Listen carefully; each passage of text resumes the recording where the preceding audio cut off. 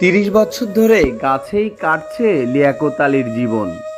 মাগুরা শালিখা উপজেলার জুনারি গ্রামে এই মানুষটির ঘর থাকলেও থাকেন গাছে। খড়কুটো আর ডালপালা জুড়ে বানানো তার ছোট্ট ঘরেই সীমাবদ্ধ।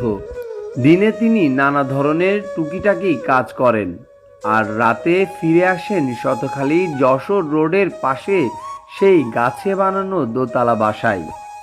পথচারীরা তাকে দেখে অবাক হয়, কেন তিনি গাছে থাকেন।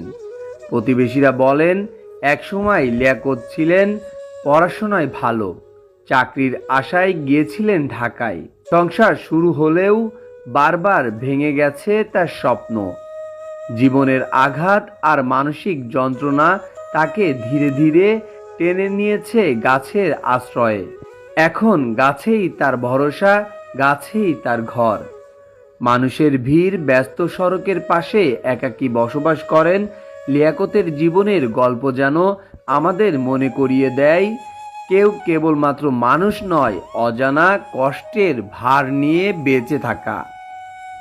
এই ভিডিওটি যদি ভালো লেগে থাকে শেয়ার করে সবাইকে দেখার সুযোগ করে দিবেন। ধন্যবাদ।